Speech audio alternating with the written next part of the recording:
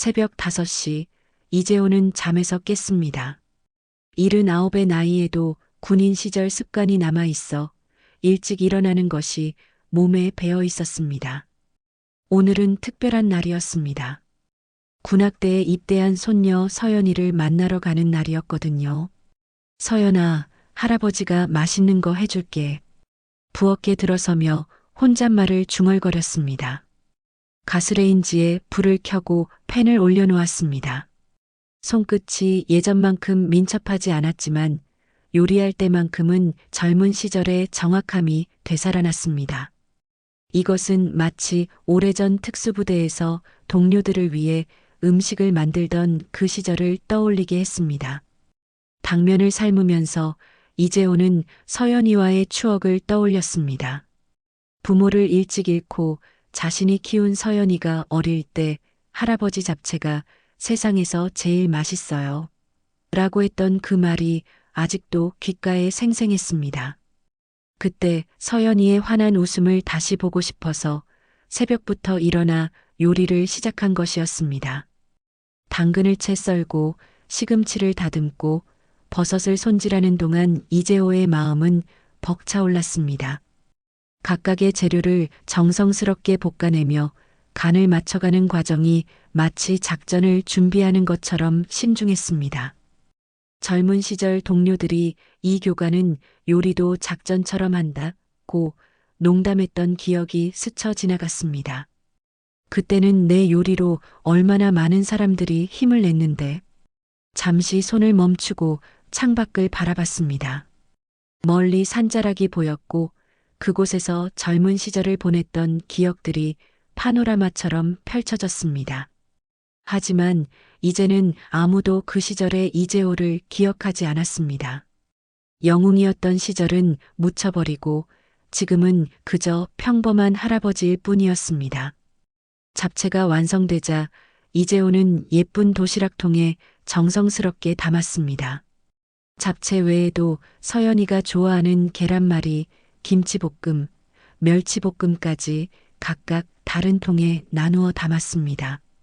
마지막으로 서연이가 어릴 때 할아버지만 할 수 있는 맛이라고 했던 특제 소스까지 작은 병에 따로 준비했습니다. 거울 앞에서 옷을 갈아입으며 이재호는 잠시 망설였습니다. 가장 좋은 옷이라고는 해도 이미 몇 년 된 회색 점퍼와 바랜 청바지가 전부였습니다. 신발도 밑창이 닳아 구멍이 날 정도였지만 다른 선택지는 없었습니다. 연금으로 생활하는 처지에 새 옷을 사는 것은 사치였습니다. 외모가 중요한 게 아니야. 마음이 중요하지. 스스로를 다독이며 가방에 도시락을 넣었습니다. 무게가 제법 나갔지만 서연이 생각에 기분이 좋았습니다. 집을 나서며 이웃집 할머니와 마주쳤습니다. 어디 가세요, 이 할아버지? 손녀 면회 가요. 군대에 있거든요. 아이고, 그래요? 좋겠네요. 손녀가 있어서. 이웃 할머니의 부러운 눈빛을 뒤로 하고 버스 정류장으로 향했습니다. 이른 아침이라 사람이 많지 않았지만 무거운 가방을 든 이재호를 보고 몇몇 사람들이 수군거렸습니다. 저 할아버지 뭘 저렇게 많이 들고 다니지? 집에서 쫓겨난 건 아닐까? 그런 시선들을 느끼면서도 이재호는 개의치 않았습니다. 오직 서연이를 만난다는 생각에만 집중했습니다. 2시간 넘는 버스 여행 끝에 부대 근처에 도착했습니다. 낯선 동네였지만 부대 방향은 쉽게 찾을 수 있었습니다. 높은 철조망과 경계초소가 멀리서도 보였기 때문입니다. 걸어가면서 이재호는 가슴이 두근거렸습니다. 오랜만에 보는 군부대의 모습이 젊은 시절을 떠올리게 했습니다. 부대 정문에 도착하자 경계초소에 있던 젊은 병사들의 시선이 이재호에게 쏠렸습니다. 초라한 행색의 노인이 무거운 가방을 들고 나타난 것이 의아했던 모양이었습니다. 저기, 실례합니다. 이재호가 조심스럽게 말을 걸자 병사 하나가 귀찮다는 듯 대답했습니다. 뭐하러 왔어요? 면회 신청하러 왔습니다. 손녀를 만나려고요. 신분증 있나요? 그리고 누구 면회하는데요? 이재호는 지갑에서 신분증을 꺼내며 대답했습니다. 이서연 이병입니다. 군악대에 있어요. 병사는 신분증을 받아보더니 이재호를 위아래로 훑어봤습니다. 그 시선이 곱지 않다는 것을 이재호도 느낄 수 있었습니다. 다른 병사가 슬금슬금 다가와 귓속말을 했습니다. 야, 저 사람 좀 이상하지 않냐? 옷 보니까 노숙자 같은데. 맞네. 거지 아니에요? 여기 가끔 이런 사람들 와서 동냥하거든요. 가방도 뭔가 수상하고. 작은 목소리였지만 이재호에게는 또렷하게 들렸습니다. 가슴이 답답해왔지만 참았습니다. 서연이를 만나기 위해서는 참아야 했습니다. 음식 반입은 안 됩니다. 규정상 외부 음식은 반입 금지예요. 병사가 단호하게 말했습니다. 이건 제가 손녀를 위해 직접 만든 반찬인데요. 잡채하고. 안 된다니까요. 규정이 규정인데 무슨 예외가 있어요? 이재호의 가슴이 무너져 내렸습니다. 새벽부터 일어나 정성스럽게 만든 음식을 전해줄 수 없다니요. 하지만 포기할 수 없었습니다. 그럼 어떻게 해야 하나요? 저는 정말 손녀를 보고 싶을 뿐입니다. 떨리는 목소리로 간청했지만 병사들의 표정은 더욱 차가워졌습니다. 주변 사람들의 시선도 점점 많아졌습니다. 이재호는 마치 죄인이 된 듯한 기분이었습니다. 마음속으로 쓴웃음을 지었습니다. 이 손으로 몇 명의 목숨을 구했던 적이 있었지만 지금은 그 누구도 그것을 알아주지 않았습니다. 영웅이었던 시절은 이미 전설 속 이야기가 되어버렸고 현실의 자신은 그저 의심받는 초라한 노인일 뿐이었습니다.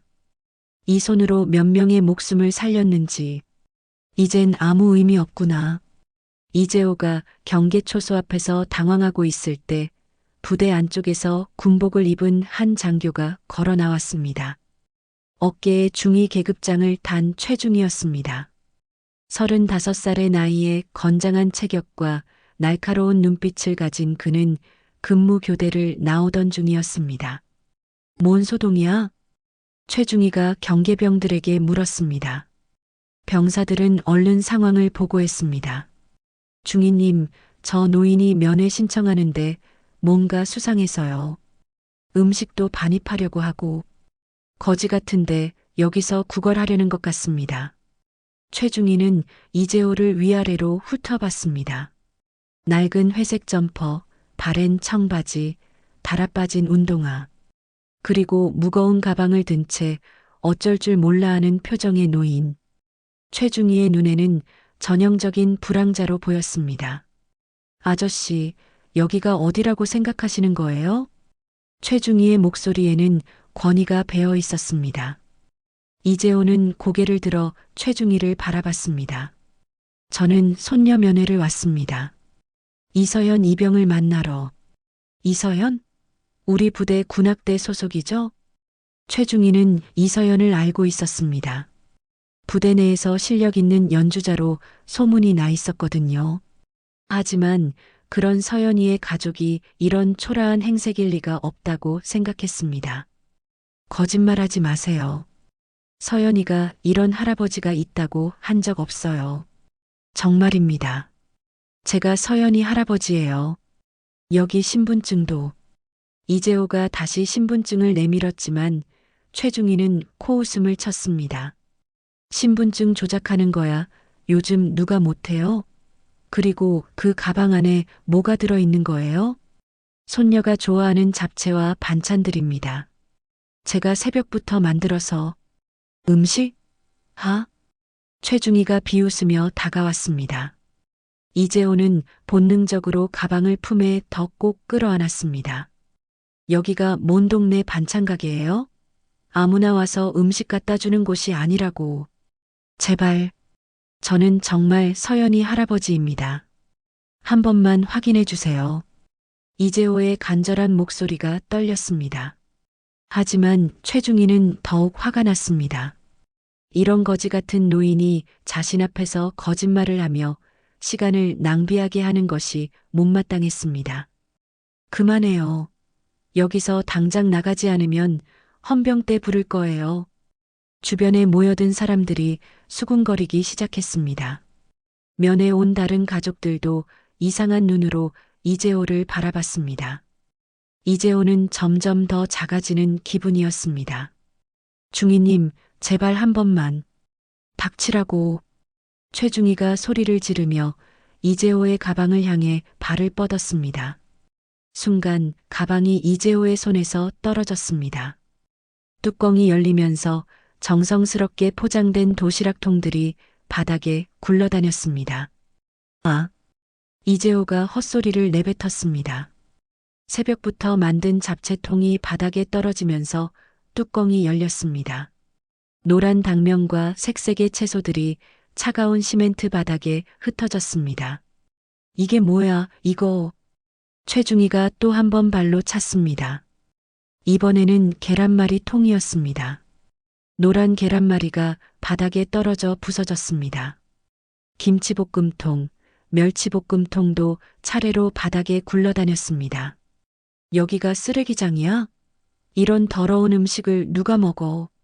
아, 안 됩니다. 제발. 이재호가 무릎을 꿇고 바닥에 흩어진 음식들을 주워 담으려 했습니다. 새벽부터 몇 시간에 걸쳐 만든 소중한 음식들이 한순간에 망가져 버렸습니다. 손이 떨렸습니다. 가슴이 무너져 내렸습니다. 더럽게 왜 이런 걸 만들어 와서 부대를 더럽히는 거야? 최중이가 이재호의 등을 발로 밀쳤습니다. 이재호는 균형을 잃고 바닥에 주저앉았습니다. 무릎이 시멘트에 닿으면서 쓰라렸지만 마음의 아픔이 더 컸습니다. 할아버지, 그때 멀리서 다급한 목소리가 들렸습니다. 군복을 입은 젊은 여군이 뛰어오고 있었습니다. 바로 이서연이었습니다. 부대 안에서 할아버지가 왔다는 소식을 듣고 급히 달려온 것이었습니다. 할아버지, 왜 이렇게? 서연이 이재호 옆에 무릎을 꿇고 앉았습니다. 바닥에 흩어진 음식들을 보자 눈물이 핑 돌았습니다. 할아버지가 얼마나 정성을 들여 만든 음식인지 누구보다 잘 알고 있었거든요. 서연아, 미안하다. 할아버지가 잡채 만들어 왔는데. 할아버지, 괜찮아요. 괜찮다고요. 서연이는 할아버지를 부축하며 일으켰습니다. 그리고 최중이를 향해 돌아섰습니다. 중이님, 제 할아버지예요. 제발. 뭐? 이 사람이 내 할아버지라고? 최중이는 믿을 수 없다는 표정이었습니다. 깔끔한 군복을 입은 서연이와 초라한 행색의 이재호가 가족이라는 것이 납득이 안 됐습니다. 네, 제 친할아버지세요. 저를 키워주신 분이에요. 그럼 왜 이렇게 거지 같은 행색으로 와서 부대를 망신시키는 거야? 서연이의 얼굴이 빨갛게 달아올랐습니다. 분노가 치밀어 올랐지만 군기를 어길 수는 없었습니다. 죄송합니다. 하지만 할아버지는 정말 좋은 분이세요. 제발 이해해 주세요. 이해? 감히 군에서 개인 감정을 앞세우는 거야? 최중희의 목소리가 더욱 차가워졌습니다. 너도 조심해라. 이런 식으로 나오면 징계받을 수 있어. 서연이는 할 말을 잃었습니다. 할아버지를 위해 항의하고 싶었지만 군대라는 조직 앞에서는 무력했습니다. 이재호는 바닥에 흩어진 음식 조각들을 바라보며 마음속으로 중얼거렸습니다. 젊은 시절 이런 굴욕을 당한 적이 없었습니다. 오히려 다른 사람들을 구해주던 존재였는데 이제는 이렇게 무시당하고 있었습니다. 할아버지, 일어나세요. 우리 들어가요. 서연이가 할아버지의 팔을 잡고 일으켰습니다. 이재호는 마지막으로 바닥에 흩어진 잡채를 바라봤습니다. 정성스럽게 만든 음식이 쓰레기가 되어버린 모습이 자신의 처지와 다르지 않아 보였습니다. 서연이가 할아버지를 부축하며 부대 안으로 들어가려 할 때 정문 쪽에서 검은색 승용차 한 대가 멈춰 섰습니다. 차에서 내린 사람은 깔끔한 정복을 입은 중년의 장교였습니다. 어깨에 달린 별 2개가 햇빛에 반짝였습니다. 소장 계급장이었습니다. 백승호 소장이었습니다. 62살의 나이에도 꼿꼿한 자세와 카리스마 넘치는 인상을 가진 그는 오늘 부대 시찰을 위해 방문한 것이었습니다. 하지만 정문 앞의 어수선한 분위기가 그의 시선을 끌었습니다. 저기 무슨 일이야? 백 소장이 수행원에게 물었습니다. 멀리서 봐도 뭔가 문제가 있어 보였습니다. 노인 한 명이 바닥에 주저앉아 있고 주변에는 음식이 흩어져 있었습니다. 확인해 보겠습니다. 수행원이 먼저 걸어갔지만 백 소장도 직접 현장을 확인하기 위해 발걸음을 옮겼습니다. 수십 년간 군 생활을 하면서 터득한 직감이 이상함을 느꼈기 때문이었습니다. 가까이 다가갈수록 상황이 더 명확해졌습니다. 바닥에는 잡채와 반찬들이 흩어져 있었고 한 노인이 떨리는 손으로 그것들을 주워 담고 있었습니다. 그 옆에는 젊은 여군이 무릎을 꿇고 앉아 함께 음식을 치우고 있었습니다. 이게 대체 무슨 일입니까? 백 소장의 목소리에 최중희가 깜짝 놀라 돌아봤습니다. 소장이 나타날 줄은 꿈에도 몰랐기 때문이었습니다. 아, 소장님. 그냥 불황자가 와서 소동을 피운 것뿐입니다. 이미 정리했습니다. 최중희가 서둘러 보고했지만 백 소장의 표정은 굳어져 갔습니다. 바닥에 흩어진 음식을 보니 누군가 일부러 발로 찬 것처럼 보였기 때문이었습니다. 불황자라고 했나? 백 소장이 이재호에게 다가갔습니다. 고개를 숙이고 음식을 줍고 있던 이재호가 천천히 고개를 들었습니다. 그 순간 백 소장의 걸음이 멈췄습니다. 세월이 많이 흘렀지만 그 얼굴을 잊을 수 없었습니다. 더 늙고 주름이 늘었지만 그 눈빛만은 예전과 같았습니다. 젊은 시절 자신의 목숨을 구해준 그 사람의 눈빛이었습니다. 혹시 이재호 교관님 아니십니까? 백 소장의 목소리가 떨렸습니다. 주변이 갑자기 조용해졌습니다. 최중희는 무슨 말인지 이해할 수 없었습니다. 그 더러운 노인을 소장이 교관님이라고 부른다니요. 이재호는 천천히 고개를 들어 백 소장을 바라봤습니다. 낯익은 얼굴이었지만 어디서 봤는지 바로 기억나지 않았습니다. 너무 오래된 일이었고 백 소장도 많이 나이가 들었기 때문이었습니다. 죄송하지만 어디서 뵌 분인지. 백승호입니다. 1987년 북방 작전 때 기억나시지 않으십니까? 백 소장이 조심스럽게 말했습니다. 그 순간 이재호의 눈에 인식의 빛이 스쳤습니다. 승호야, 그때 그 소대장이. 네, 맞습니다. 백 소장의 눈가에 눈물이 맺혔습니다. 오랜 시간이 흘렀지만 그 은혜를 잊은 적이 없었습니다. 주변 사람들이 웅성거리기 시작했습니다. 소장이 그 초라한 노인에게 무릎을 꿇을 것처럼 고개를 숙이는 모습이 믿어지지 않았습니다. 교관님, 이게 어떻게 된 일입니까? 백 소장이 바닥에 흩어진 음식들을 가리키며 물었습니다. 분노가 치밀어 올랐지만 일단 상황을 파악하는 것이 먼저였습니다. 그냥 손녀 면회 왔다가. 이재호가 말끝을 흐렸습니다. 자세히 설명하기에는 너무 굴욕적인 일이었습니다. 서연이가 일어서서 백 소장에게 정중히 인사했습니다. 소장님, 저는 이서연 이병입니다. 이분은 제 할아버지세요. 할아버지?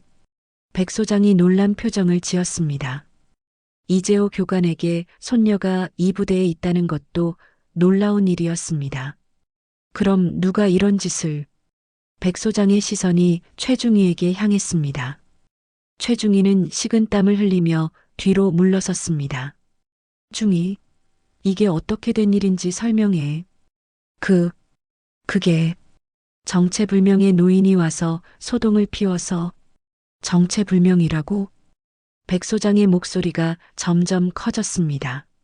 주변 병사들과 면회객들이 모두 이쪽을 바라봤습니다. 이분이 누구신지 알고 말하는 거야? 누구인데요? 최중희가 떨리는 목소리로 물었습니다. 백 소장은 깊숙이 숨을 들이쉬었습니다. 공개적으로 말하기 어려운 비밀 작전의 내용이었지만 이재호 교관의 명예를 위해서는 어느 정도 밝혀야 할 필요가 있었습니다. 이분은 이재호 교관님이다. 내가 소대장 시절 목숨을 구해주신 분이야. 목숨을 구했다고요? 최중희는 여전히 믿을 수 없다는 표정이었습니다. 그 초라한 노인이 소장의 목숨을 구했다니요. 1987년 북방 작전 때였다. 우리 소대가 적에게 포위되어 전멸 위기에 처했을 때 이분이 홀로 적진에 침투해서 우리를 구해내셨다. 백 소장의 목소리에는 존경과 감사가 가득했습니다. 하지만 그 작전은 비밀 작전이었고 기록에도 남지 않았다. 그래서 이분의 공적이 제대로 알려지지 않은 거다. 주변 사람들의 표정이 바뀌기 시작했습니다. 방금 전까지 불황자 취급받던 노인이 사실은 영웅이었다는 사실에 충격을 받았습니다. 그런데 이런 분을 불황자라고?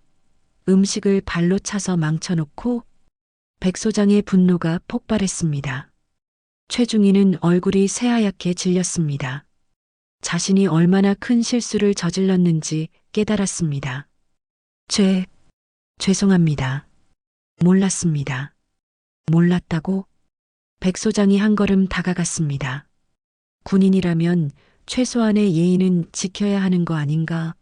나이 든 어르신에게 이런 식으로 대할 수 있는 거야? 이재호는 이 모든 상황을 조용히 지켜보고 있었습니다. 젊은 시절의 기억들이 하나씩 되살아났습니다. 그때는 자신이 누군가를 구해줄 수 있는 사람이었는데 이제는 구원받아야 하는 사람이 되었다는 생각에 복잡한 마음이 들었습니다. 승호야. 아니, 소장님. 괜찮습니다. 이재호가 조용히 말했습니다. 괜찮을 리가 있습니까? 이런 대우를 받으시면 안 됩니다. 백 소장의 목소리에는 분개함이 가득했습니다. 자신의 은인이 이런 모욕을 당하는 것을 보고만 있을 수 없었습니다. 백승호 소장의 분노에 찬 목소리가 정문 앞에 울려 퍼지자 주변에 있던 모든 사람들이 숨을 죽였습니다. 경계병들은 물론이고 면회 온 가족들까지 모두 긴장한 표정으로 상황을 지켜봤습니다. 소장이 직접 나서서 최중희를 질책하는 장면은 흔히 볼 수 있는 일이 아니었기 때문입니다. 모든 간부들 즉시 작전회의실로 집합. 백 소장이 호령했습니다. 부대 내 방송이 울려 퍼지자 각 부서의 간부들이 급히 뛰어왔습니다. 대위, 중위, 소위들이 헐레벌떡 달려와 정렬했습니다. 이게 우리 부대의 현실입니까? 이런 식으로 어르신을 대접하는 게 군인의 자세입니까? 백 소장의 목소리가 점점 커졌습니다. 간부들은 무슨 일인지 몰라 당황했지만 소장의 분노가 심상치 않다는 것은 누구나 느낄 수 있었습니다. 최중희는 다리가 후들거렸습니다. 이제야 자신이 얼마나 큰 실수를 저질렀는지 깨달았습니다. 하지만 여전히 그 초라한 노인이 정말 영웅이었다는 사실이 믿어지지 않았습니다. 소장님, 정말 저분이 닥치지 못해. 백 소장이 소리를 질렀습니다. 그리고 이재호를 향해 깊숙이 고개를 숙였습니다. 교관님, 정말 죄송합니다. 제가 부대 관리를 제대로 못해서 이런 일이. 아니다, 승호야. 세월이 많이 흘렀으니 모르는 게 당연하지. 이재호가 손을 흔들며 말했습니다. 하지만 백 소장은 받아들일 수 없었습니다. 아닙니다. 이런 일은 절대 있어서는 안 됩니다. 백 소장이 주변 간부들을 둘러봤습니다. 모두들 궁금해하는 표정이었습니다. 이재호가 누구인지, 왜 소장이 이렇게까지 극진하게 대하는지 궁금했습니다. 여러분, 이분이 누구신지 아십니까? 간부들은 서로를 바라보며 고개를 저었습니다. 어느 누구도 그 노인을 알아보지 못했습니다. 이분은 이재호 교관님입니다. 우리 군에서는 전설로만 전해져 내려오는 그 이재호 교관님이십니다. 전설이라고요? 한 대위가 놀란 표정으로 물었습니다. 백 소장은 잠시 망설였습니다. 비밀 작전의 내용을 공개하는 것은 쉬운 일이 아니었습니다. 하지만 이재호의 명예를 회복시키기 위해서는 어느 정도 진실을 밝혀야 했습니다. 1987년 10월 북방 지역에서 극비정찰 작전이 있었습니다. 백 소장이 천천히 말을 시작했습니다. 그의 목소리에는 그때의 긴장감이 고스란히 담겨 있었습니다. 저는 그때 소대장이었습니다. 우리 소대는 적의 동향을 파악하기 위해 최전방으로 파견되었죠. 간부들이 숨을 죽이며 들었습니다. 실제 작전 이야기를 소장에게서 직접 듣는 것은 흔한 일이 아니었습니다. 하지만 작전은 실패했습니다. 우리는 적에게 포위되었고 탄약도 떨어져 가고 있었습니다. 정말 절체절명의 순간이었죠. 백 소장의 목소리가 잠시 떨렸습니다. 그때의 공포가 아직도 생생했기 때문입니다. 그때 나타난 분이 바로 이재호 교관님이었습니다. 모든 시선이 이재호에게 집중되었습니다. 이재호는 조용히 고개를 숙이고 있었습니다. 교관님은 홀로 적진에 침투하셨습니다. 그리고 적들을 무력화시키며 우리에게 탈출로를 만들어 주셨죠.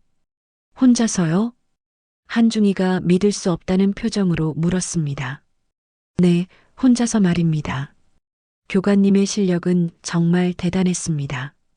마치 영화에서나 볼 법한 일이었죠. 백 소장이 이재호를 바라보며 계속했습니다. 그날 밤 교관님이 아니었다면 우리 소대 전체가 전멸했을 겁니다. 제 목숨은 물론이고 12명의 부하들 목숨도 모두 교관님이 살려주신 거예요. 간부들의 표정이 점점 진지해졌습니다. 그 초라한 노인이 정말 그런 영웅적인 일을 해낸 사람이라는 사실이 믿어지지 않았지만 소장의 진지한 표정을 보니 거짓말일 리가 없었습니다. 하지만 그 작전은 극비사항이었습니다. 기록에도 남을 수 없었고 교관님의 공적도 공식적으로 인정받을 수 없었죠. 백 소장의 목소리에 안타까움이 배어 있었습니다. 그래서 교관님은 조용히 군을 떠나셨습니다. 아무런 포상도 인정도 받지 못한 채로 말이죠. 부사관 하나가 조심스럽게 물었습니다. 그럼 정말 그분이 그 유명한 이재호 교관님이신 거예요? 신병 교육대에서 전설처럼 들었던. 맞습니다. 바로 그분이십니다. 백 소장이 단호하게 대답했습니다. 병사들 사이에서 웅성거림이 일어났습니다. 신병 시절 선임들에게서 들었던 전설의 주인공이 바로 눈앞에 있다는 사실에 모두들 놀라워했습니다. 어릴 때부터 이재호 교관 이야기는 들어봤는데 정말 실존 인물이었구나. 와, 진짜 살아계신 거였어? 이재호는 이런 반응들을 보며 복잡한 심경이었습니다. 젊은 시절에는 당연하게 여겼던 일들이 이제는 전설이 되어 회자되고 있었습니다. 최중희는 얼굴이 새하얗게 질린 채 벌벌 떨고 있었습니다. 자신이 얼마나 큰 실수를 저질렀는지 이제야 완전히 깨달았습니다. 전설의 영웅을 불황자 취급하며 모욕했다니 생각만 해도 끔찍했습니다. 교관님, 정말 죄송합니다. 제가 정말 몰라 뵙고. 최중희가 떨리는 목소리로 사과했지만 백 소장의 분노는 가라앉지 않았습니다. 이 상황을 어떻게 처리할지 군단장님께 보고드리겠습니다. 그리고 중위, 당신은 즉시 조사위원회에 회부됩니다. 소장님, 제발 변명하지 마십시오. 이런 일이 다시는 일어나지 않도록 하겠습니다. 백 소장이 다시 이재호에게 다가가 정중히 인사했습니다. 교관님, 이런 일이 일어나서 정말 죄송합니다. 저희 부대의 수치입니다. 괜찮다, 승호야. 이제는 다 옛날 일이야. 이재호가 쓰라린 미소를 지으며 말했습니다. 서연이는 할아버지 곁에서 이 모든 상황을 지켜보며 가슴이 벅차올랐습니다. 할아버지가 얼마나 대단한 분인지 새삼 깨달았습니다. 동시에 그런 할아버지를 제대로 모시지 못한 자신이 미안했습니다. 할아버지, 정말 자랑스러워요. 서연이가 작은 목소리로 속삭였습니다. 이재호는 손녀의 손을 꼭 잡았습니다. 오늘 겪은 굴욕도 이 순간만큼은 잊을 수 있을 것 같았습니다. 백승호 소장의 설명이 끝나자 부대 정문 앞은 정적에 휩싸였습니다. 모든 간부들과 병사들이 이재호를 바라보는 시선이 완전히 달라졌습니다. 방금 전까지 불황자로 여겼던 노인이 실제로는 전설 속 영웅이었다는 사실에 모두들 충격을 받았습니다. 하지만 최중희만은 여전히 받아들이기 어려웠습니다. 그 초라한 행색의 노인이 정말 소장의 목숨을 구한 영웅이라니 도무지 믿어지지 않았습니다. 소장님, 정말 확실하신 겁니까? 혹시 동명이인일 수도. 뭐라고? 백 소장의 눈에 분노의 불꽃이 타올랐습니다. 자신의 은인을 의심하는 최중희의 말에 참을 수 없었습니다. 지금 내 말을 의심하는 건가? 내가 거짓말을 한다는 거야? 아, 아닙니다. 그런 뜻이 아니라. 그럼 뭔 뜻이야? 백 소장이 한 걸음 다가가자 최중희는 뒤로 물러섰습니다. 소장의 분노가 극에 달한 것을 느낄 수 있었습니다. 교관님을 의심할 정도로 내 눈이 그렇게 높다는 거야? 내가 뭔데 감히 이런 분을 판단하려고 해? 주변 간부들도 최중희를 곱지 않은 시선으로 바라봤습니다. 소장이 직접 확인해 준 사실을 의심한다는 것은 군기 위반이나 다름없었습니다. 죄송합니다. 제가 잘못 생각했습니다. 최중희가 고개를 숙였지만 백 소장의 분노는 쉽게 가라앉지 않았습니다. 잘못 생각한 게 그게 다야? 이분한테 한 짓을 보라고. 백 소장이 바닥에 흩어진 음식 조각들을 가리켰습니다. 아직도 시멘트 바닥에는 잡채와 반찬들이 부서져 널브러져 있었습니다. 새벽부터 손녀를 위해 정성스럽게 만든 음식을 발로 차서 이 꼴로 만들어 놓고 잘못 생각했다고? 정말 죄송합니다. 몰랐습니다. 몰랐다고? 몰랐으면 다야? 백 소장의 목소리가 점점 커졌습니다. 부대 전체에 울려 퍼질 정도였습니다. 군인이라면 상대가 누구든 최소한의 예의는 지켜야 하는 거 아니야? 나이 든 어르신을 이런 식으로 대할 수 있는 거야? 최중희는 할 말을 잃었습니다. 변명의 여지가 없었습니다. 그리고 뭐, 거지라고? 불황자라고? 백 소장이 최중희의 말을 되풀이했습니다. 그때의 모욕적인 발언들이 하나하나 떠올랐습니다. 이런 분을 거지라고 부르는 내가 진짜 거지야. 인간의 기본도 안 된 놈이. 간부들과 병사들이 숨을 죽였습니다. 소장이 이렇게까지 화를 내는 것을 본 적이 없었기 때문입니다. 당장 군단장님께 연락드려라. 백 소장이 수행원에게 명령했습니다. 이 사건을 상부에 보고하고 즉시 조사위원회를 구성하라고 해. 네, 알겠습니다. 수행원이 급히 전화를 걸기 시작했습니다. 최중희의 얼굴이 새하얗게 질렸습니다. 군단장까지 나선다면 이제 정말 끝장이었습니다. 징계는 물론이고 파면도 각오해야 할 상황이었습니다. 소장님, 제발 한 번만 용서해 주세요. 정말 몰랐습니다. 최중희가 무릎을 꿇으며 빌었지만 백 소장은 고개도 돌리지 않았습니다. 용서? 내가 교관님께 사과부터 제대로 하지 그래. 최중희가 떨리는 다리로 이재호에게 다가갔습니다. 하지만 이재호는 차가운 표정으로 최중희를 바라볼 뿐이었습니다.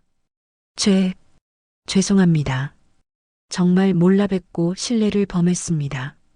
몰라봤다고 해서 사람을 그렇게 대해도 되는 건가요? 이재호가 조용히 물었습니다. 목소리는 잔잔했지만 그 안에 담긴 실망감이 느껴졌습니다. 제가 잘못했습니다. 잘못했다는 걸 아는 것으로는 부족합니다. 이재호가 천천히 일어섰습니다. 비록 나이가 들고 허리가 굽었지만 그 순간만큼은 옛날의 카리스마가 되살아나는 것 같았습니다. 군인이라면 계급이나 출신을 떠나서 사람을 사람답게 대해야 합니다. 그게 군인 정신 아닌가요? 최중희는 고개를 들 수 없었습니다. 이재호의 말 한마디 한마디가 가슴에 박혔습니다. 특히 어르신들에게는 더욱 정중해야 하는 거 아닙니까? 그분들이 있었기에 지금의 우리가 있는 거니까요. 주변 모든 사람들이 이재호의 말에 고개를 끄덕였습니다. 비록 나이는 들었지만 여전히 군인다운 정신을 가지고 있다는 것을 느낄 수 있었습니다. 백 소장이 다시 나섰습니다. 중위, 당신은 즉시 직위해제입니다. 조사가 끝날 때까지 대기 명령 하달합니다. 소장님, 이해 없습니다.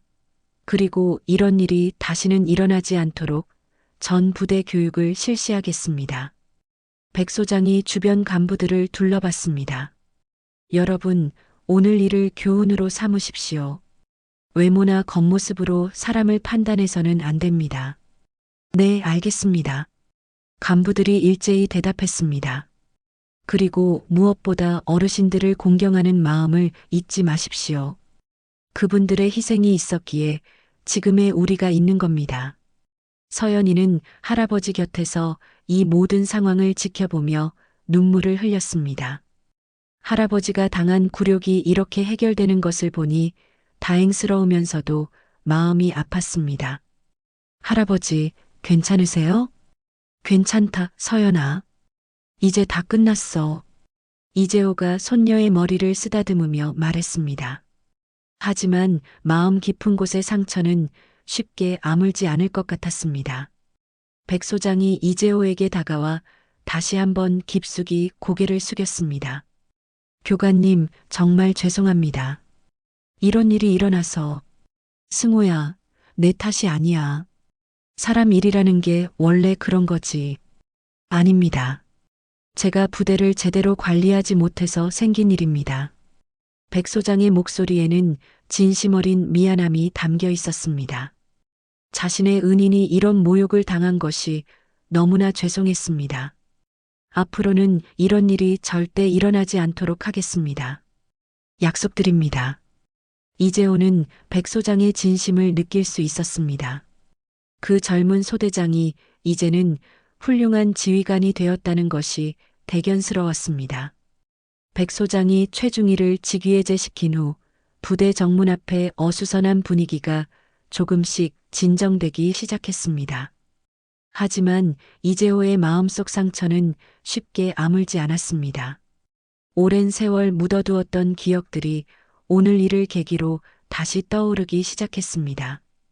교관님, 부대 안으로 들어가서 좀 쉬시죠. 백 소장이 정중히 제안했습니다.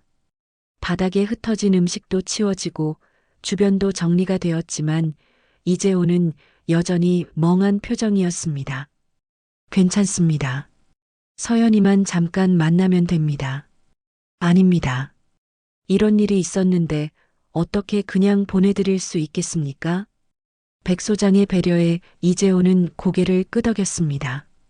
서연이가 할아버지의 팔을 부축하며 부대 안으로 들어갔습니다. 부대 내 접견실에 앉게 된 이재호와 서연이. 서연이는 할아버지의 손을 꼭 잡고 있었습니다. 오늘 겪은 일이 할아버지에게 얼마나 큰 상처가 되었을지 걱정이 되었습니다. 할아버지, 정말 괜찮으세요? 괜찮다, 서연아. 하지만 이재호의 목소리에는 깊은 피로감이 묻어 있었습니다. 오늘의 굴욕이 단순히 오늘만의 일이 아니었기 때문입니다. 군복을 벗은 지 수십 년, 이런 무시와 냉대는 처음이 아니었습니다. 할아버지, 서연이가 조심스럽게 말을 꺼냈습니다. 백 소장님이 말씀하신 그 이야기, 1987년 작전 얘기 말이에요. 정말 할아버지가 그런 일을 하신 건가요? 이재호는 잠시 망설였습니다. 지금까지 손녀에게 자신의 과거를 자세히 말한 적이 없었습니다. 자랑할 일도 아니고 이미 지나간 일이라고 생각했기 때문입니다. 그냥 옛날 일이야. 할아버지, 저도 이제 군인이에요. 말씀해 주세요. 서연이의 간절한 눈빛을 받고 이재호는 천천히 입을 열었습니다. 그때는 정말 어려운 시절이었어. 나라가 위험했고 언제 무슨 일이 일어날지 모르는 상황이었지. 이재호의 목소리가 조금씩 차분해졌습니다. 오래된 기억을 꺼내는 것은 쉽지 않았지만 손녀에게만큼은 진실을 말해주고 싶었습니다. 승호, 백 소장이 말한 그 작전은 정말 위험한 임무였어. 우리나라 안보에 직결된 일이었거든. 그런 중요한 임무를 할아버지가 혼자 해내신 거예요? 혼자가 아니었어. 동료들이 있었지. 하지만 이재호가 잠시 말을 멈췄습니다. 그날 밤의 기억이 생생했습니다. 하지만 상황이 급변했어. 적들이 우리 위치를 파악했고 포위당했지. 탄약도 부족했고 퇴로도 막혔어. 서연이는 숨을 죽이며 들었습니다. 그때 할아버지는 어떻게 하셨어요? 선택의 여지가 없었어. 누군가는 희생해야 했고 누군가는 살아남아야 했어. 이재호의 눈에 먼 산을 바라보는 듯한 표정이 스쳤습니다. 나는 그저 해야 할 일을 했을 뿐이야. 동료들을 구하는 게 내 임무였거든. 그래서 혼자 적진에 들어가신 거예요? 그렇지. 혼자 가면 발각될 위험도 적고 동료들이 탈출할 시간도 벌 수 있었어. 이재호가 서연이의 손을 꼭 잡았습니다. 그날 밤 나는 12명의 목숨을 구했어. 승호를 포함해서 말이야. 서연이의 눈에 눈물이 맺혔습니다. 할아버지가 얼마나 대단한 일을 해내신 분인지 새삼 깨달았습니다. 하지만 그 일은 기록에 남을 수 없었어. 극비 작전이었거든. 공식적으로는 아무 일도 없었던 걸로 해야 했지. 그럼 할아버지의 공로는 인정받지 못했지. 포상도 승진도 아무것도 없었어. 이재호의 목소리에 쓸쓸함이 묻어났습니다. 그래서 나는 조용히 군을 떠났어. 더 이상 내가 있을 자리가 없다고 생각했거든. 할아버지. 하지만 후회하지 않아.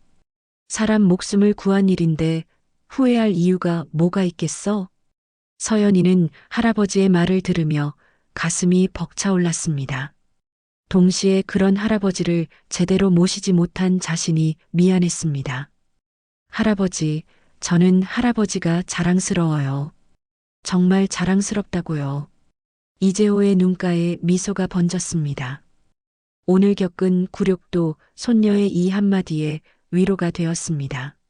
서연아, 너도 군인이 되었으니 한 가지 기억해라. 네, 할아버지. 계급이나 지위가 사람을 만드는 게 아니야.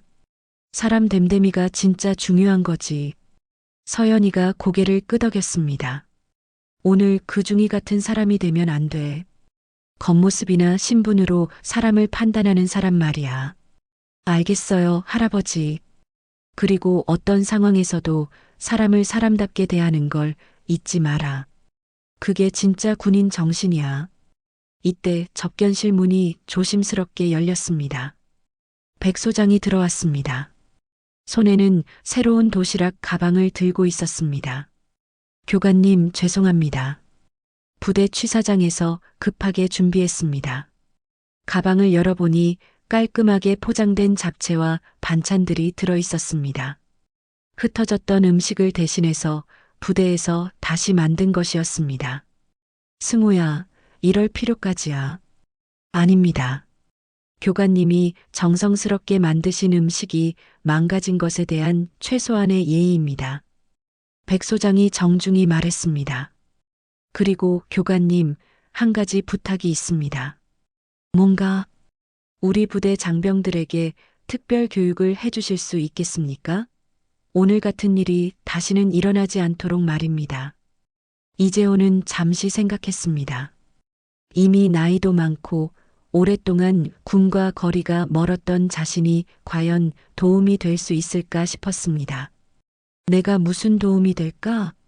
많은 도움이 됩니다. 교관님 같은 분의 말씀이면 장병들도 진심으로 받아들일 겁니다. 백 소장의 진심 어린 부탁에 이재호는 마음이 움직였습니다.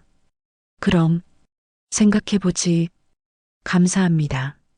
서연이는 이런 할아버지의 모습을 보며 다시 한번 자랑스러워했습니다. 굴욕을 당한 후에도 다른 사람들을 도우려 하는 할아버지의 마음가짐이 정말 대단했습니다. 이재호는 창밖을 바라보며 생각했습니다. 오늘의 일이 단순한 굴욕으로 끝나는 것이 아니라 무언가 의미 있는 일로 바뀔 수 있을까 하는 생각이 들었습니다.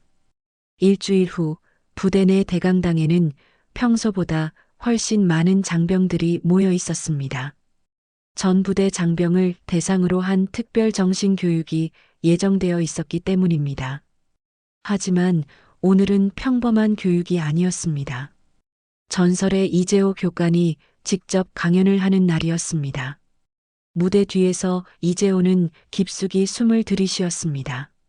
오랜만에 많은 사람들 앞에서 이야기를 해야 한다는 생각에 긴장이 되었습니다. 손은 여전히 조금 떨렸지만 마음만큼은 차분했습니다. 할아버지, 괜찮으세요? 서연이가 옆에서 걱정스러운 표정으로 물었습니다. 할아버지가 이런 큰 무대에 서는 것이 부담스러울까봐 걱정이 되었습니다. 괜찮다, 서연아. 해야 할 말이 있어. 이재호의 목소리에는 결심이 담겨 있었습니다. 일주일 동안 무슨 말을 할지 곰곰이 생각해 본 결과 단순히 과거, 무용담을 늘어놓는 것보다 더 중요한 메시지를 전하고 싶었습니다. 백 소장이 무대로 올라가 간단한 인사말을 했습니다. 오늘 우리 부대에 매우 특별한 분이 오셨습니다. 여러분이 신병 시절부터 전설로만 들어왔던 그 이재호 교관님이십니다. 강당 안이 웅성거렸습니다. 실제로 그 유명한 이재호 교관을 직접 볼 수 있다는 기대감이 느껴졌습니다. 일주일 전 우리 부대에서 있었던 불미스러운 일을 계기로 교관님께서 직접 우리를 위해 시간을 내주셨습니다. 모두 집중해서 들으시기 바랍니다. 박수가 터져 나왔습니다. 백 소장이 무대를 내려가고 이재호가 천천히 걸어 나왔습니다. 무대에 선 이재호는 생각보다 위풍당당했습니다. 비록 나이가 들고 허리가 굽었지만 수백 명의 장병들 앞에 서자 옛날의 카리스마가 되살아나는 것 같았습니다. 강당 안이 조용해졌습니다. 모든 시선이 이재호에게 집중되었습니다. 안녕하십니까? 이재호가 간단히 인사했습니다. 마이크 없이도 강당 구석까지 들릴 정도로 우렁찬 목소리였습니다. 저는 이재호입니다. 그 한마디에 강당 안 분위기가 완전히 바뀌었습니다. 전설의 주인공이 직접 자신을 소개하는 순간이었습니다. 여러분이 듣던 그 이재호가 맞습니다. 장병들 사이에서 작은 감탄이 새어나왔습니다. 하지만 오늘 제가 여러분에게 할 이야기는 과거의 무용담이 아닙니다. 이재호가 강당을 둘러봤습니다. 젊은 얼굴들이 자신을 바라보고 있었습니다. 일주일 전 저는 이 부대에서 큰 굴욕을 당했습니다. 강당 안이 더욱 조용해졌습니다. 모두들 그 사건에 대해 들어서 알고 있었기 때문입니다.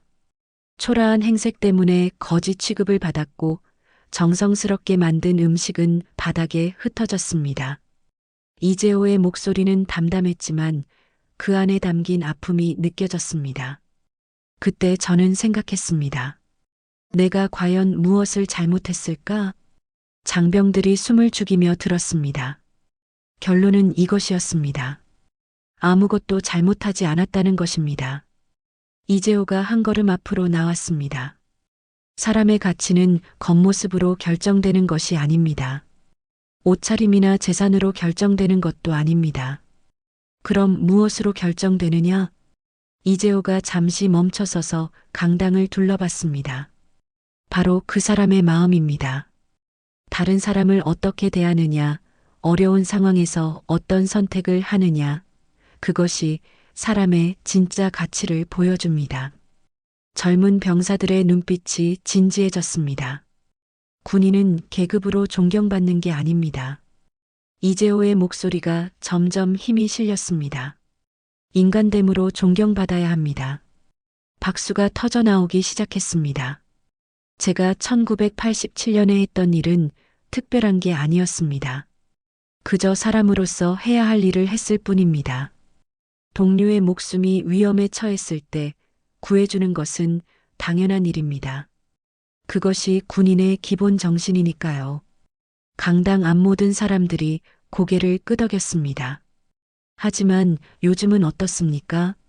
겉모습만 보고 사람을 판단하고 계급이나 지위만으로 상대를 무시하는 사람들이 있습니다. 이재호의 시선이 강당 전체를 훑었습니다. 그런 사람은 진짜 군인이 아닙니다. 군복만 입고 있는 가짜 군인일 뿐입니다. 날카로운 지적에 장병들이 자신을 돌아보기 시작했습니다. 진짜 군인은 약한 사람을 보호하고 어려운 사람을 도우며 모든 사람을 인간으로 존중합니다. 그것이 바로 군인 정신입니다. 박수가 더욱 커졌습니다. 여러분 중에 혹시 일주일 전 저를 무시했던 그 중이 같은 마음을 가진 사람이 있다면 지금이라도 바꾸시기 바랍니다. 강당 안이 숙연해졌습니다. 나이 들고 가난하다고 해서 함부로 대할 수 있는 사람은 이 세상에 없습니다. 모든 사람에게는 각자의 이야기가 있고 각자의 가치가 있습니다. 이재호가 잠시 멈춰서서 물을 한 모금 마셨습니다. 저는 오늘 여러분에게 한 가지만 약속받고 싶습니다. 모든 시선이 이재호에게 집중되었습니다. 앞으로는 겉모습이나 신분으로 사람을 판단하지 말아주세요. 그 사람의 진짜 모습을 보려고 노력해주세요. 그리고 어떤 상황에서도 사람을 사람답게 대해주세요. 그것이 진짜 군인이 가져야 할 마음가짐입니다. 강당 전체가 감동에 휩싸였습니다. 많은 장병들의 눈에 눈물이 맺혔습니다. 마지막으로 한 가지 더 말씀드리겠습니다. 이재호가 마지막 메시지를 준비했습니다. 여러분이 입고 있는 그 군복은 단순한 옷이 아닙니다. 나라를 지키고 국민을 보호한다는 사명이 담긴 신성한 옷입니다. 그 옷에 먹칠하는 일이 없도록 하십시오. 그 옷을 입은 자격이 있는 사람이 되십시오. 강당 전체가 우레와 같은 박수로 가득 찼습니다. 모든 장병들이 일어서서 박수를 쳤습니다. 이재호는 그 박수를 받으며 만족스러운 미소를 지었습니다. 일주일 전에 굴욕이 이렇게 의미 있는 일로 바뀔 수 있다니 인생이란 참 묘한 것 같았습니다. 무대 아래서 서연이가 눈물을 흘리며 박수를 쳤습니다. 할아버지가 이렇게 많은 사람들에게 감동을 주는 모습을 보니 정말 자랑스러웠습니다. 백 소장도 진심 어린 박수를 보냈습니다. 오늘 이재호의 강연이 부대 전체에 큰 변화를 가져올 것이라는 확신이 들었습니다. 이재호의 강연이 끝난 지 한 달이 흘렀습니다. 그동안 부대에는 놀라운 변화가 일어났습니다. 장병들의 예의가 바뀌었고 특히 외부 방문자들을 대하는 태도가 완전히 달라졌습니다. 더 이상 겉모습으로 사람을 판단하는 일은 없었습니다. 백 소장은 이재호의 강연이 가져온 변화에 깊은 감명을 받았습니다. 단 한 번의 강연으로 부대 전체의 분위기가 이렇게까지 바뀔 수 있다니 정말 놀라운 일이었습니다. 그런 중에 군단장으로부터 특별한 지시가 내려왔습니다. 이재호의 공로를 기리는 작은 기념물을 부대 정문에 설치하라는 것이었습니다.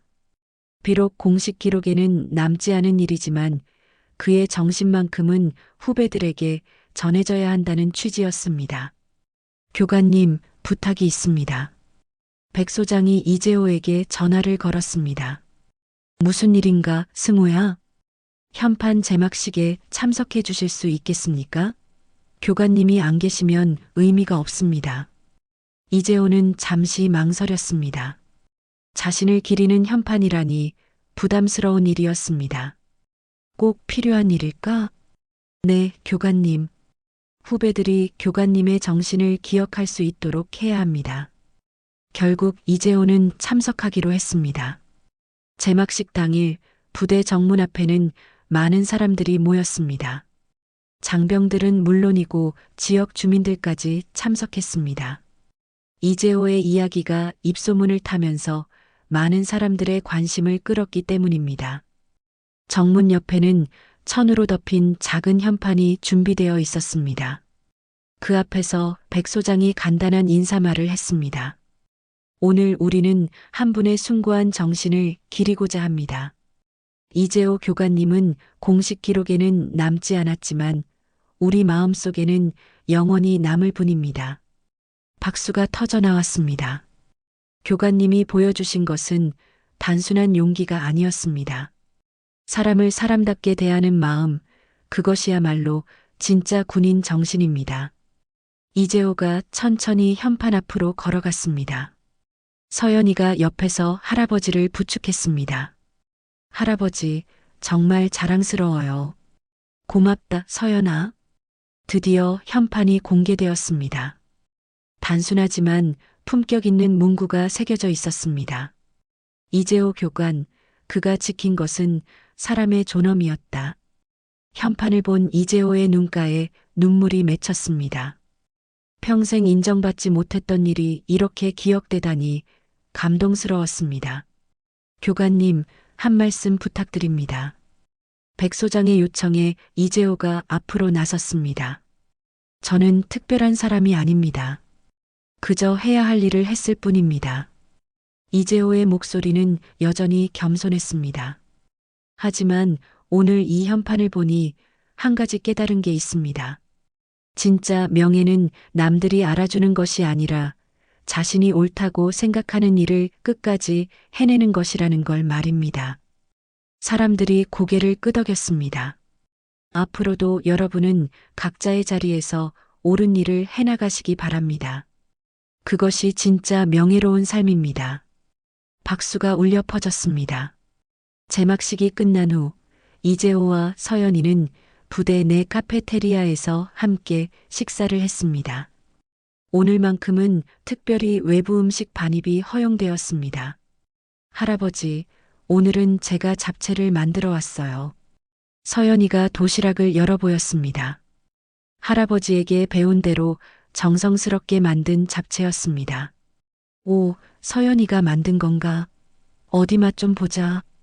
이재호가 젓가락으로 잡채를 집어서 입에 넣었습니다. 맛있네. 내 솜씨를 닮았어. 정말요? 처음 만든 건데 잘 됐나 봐요. 할아버지와 손녀가 함께 잡채를 먹는 모습을 본 백 소장이 다가왔습니다. 교관님, 저도 좀 얻어먹을 수 있을까요? 당연하지, 승호야. 앉아라. 백 소장이 함께 앉아 잡채를 맛봤습니다. 정말 맛있습니다. 이제야 제대로 된 잡채를 먹어보는 것 같네요. 하, 과찬이야. 세 사람이 함께 웃으며 식사를 했습니다. 한 달 전에 그 굴욕적인 상황이 무색할 정도로 따뜻한 분위기였습니다. 교관님, 앞으로도 종종 부대에 놀러 오세요. 장병들이 교관님을 뵙고 싶어 합니다. 그럴게, 승호야. 이제는 이곳이 낯설지 않으니까. 그때 서연이가 특별한 소식을 전했습니다. 할아버지, 군악대에서 할아버지를 위한 특별 연주를 준비하고 있어요. 나를 위한 연주라고? 네, 할아버지의 이야기를 음악으로 표현하는 거예요. 제가 지휘할 예정이에요. 이재호의 얼굴에 미소가 번졌습니다. 그럼 할아버지가 꼭 들으러 가야겠네. 물론이죠. 식사를 마친 후 이재호는 부대를 둘러보며 걸었습니다. 한 달 전과는 완전히 다른 분위기였습니다. 지나가는 병사들마다 정중하게 인사를 했고 진심 어린 존경의 눈빛을 보냈습니다. 정문을 나서며 이재호는 새로 설치된 현판을 다시 한번 바라봤습니다. 그가 지킨 것은 사람의 존엄이었다라는 문구가 햇빛에 반짝였습니다. 할아버지, 이제 정말 기분이 좋으시죠? 그래, 서연아. 정말 기분이 좋다. 버스 정류장으로 걸어가면서 이재호는 지난 한 달을 돌이켜봤습니다. 굴욕으로 시작된 일이 이렇게 아름다운 결말을 맞을 줄은 꿈에도 몰랐습니다. 집에 돌아온 이재호는 부엌에서 다시 잡채를 만들기 시작했습니다. 이번에는 특별한 이유가 있었습니다. 내일 동네 경로당에서 어르신들과 함께 나눠 먹기 위해서였습니다. 이제는 내 잡채가 좀 더 특별한 의미를 갖게 됐네. 혼잣말을 하며 당면을 삶았습니다. 각종 채소를 볶으면서 이재호는 만족스러운 미소를 지었습니다. 그날 밤 이재호는 오랜만에 깊은 잠에 들었습니다. 지난 수십 년간 마음속 깊이 묻어두었던 한이 비로소 풀어진 기분이었습니다. 젊은 시절의 영웅담이 아니라 사람을 사람답게 대하는 마음이 진짜 가치 있는 것이라는 걸 다시 한번 깨달았습니다. 창밖으로 달빛이 고요히 비쳐들었습니다. 내일도 새로운 하루가 시작될 것이고 이재호는 그 하루를 또 다른 사람들과 따뜻하게 나누며 살아갈 것입니다. 이제는 누구도 그를 무시하지 않을 것입니다.